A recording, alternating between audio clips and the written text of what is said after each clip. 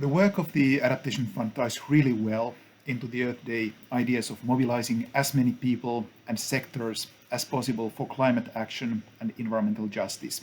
The fund was created 20 years ago to support the most vulnerable developing countries by funding concrete climate adaptation actions. The main goal is to empower and directly involve those communities most affected by climate change in designing and implementing adaptation actions. The Adaptation Fund is well aligned with the Earth Day's theme for 2021, restoring our Earth through climate action that benefits those most disproportionately impacted by environmental degradation and climate change. Since becoming operational in 2007, the Adaptation Fund has worked in all regions of the Global South, with the largest share of funding going to Africa, followed by Latin America and the Caribbean and Asia Pacific, as well as a smaller amount of funding to Eastern Europe. Projects are driven by the countries themselves based on their adaptation needs and priorities, covering a wide range of sectors, including water management, agriculture and food security, disaster risk reduction and coastal management, rural and urban development, as well as ecosystem-based adaptation and forests. Projects are up to $10 million in size and benefit vulnerable communities such as farmers and rural communities, coastal fishing communities, women-led households and businesses, indigenous peoples, and communities living in informal settlements. To better reach these communities, the fund has pioneered, as the first multilateral climate fund, direct access to climate finance through national institutions rather than international intermediaries only. Since the start of the COVID pandemic last year, the fund moved early to continue to support adaptation and resilience. We were the first climate fund to approve new project proposals in a virtual format.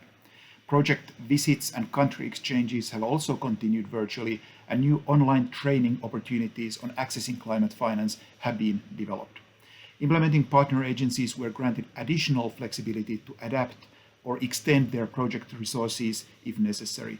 As a result, many of our projects have adapted to the situation in creative and innovative ways.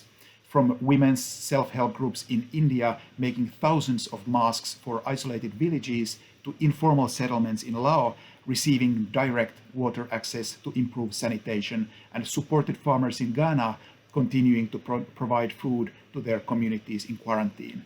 These examples show us that our climate adaptation projects are versatile and successful in building broader resilience to also other environmental and health risks. The fund's strategic vision is based on 3 pillars of action, innovation, and learning, and it builds on the idea that adaptation is about testing and scaling up new adaptation practices, tools and technologies, and generating knowledge base and learning about successful approaches.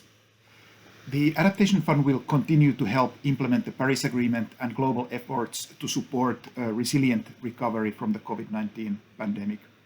To meet these challenges, the fund needs to continue to grow and innovate. The board has already opened new funding windows to support innovation, learning, and scaling up of successful adaptation. To date, the fund has received around $1 billion in resources and has committed around $850 million to over 120 projects in more than 100 countries.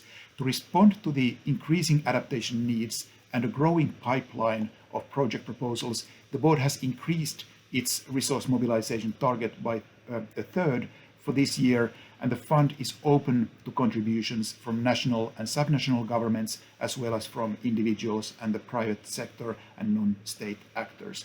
This decade can be the decade of adaptation and resilience, and the Adaptation Fund stands ready to play a vital role in the years ahead.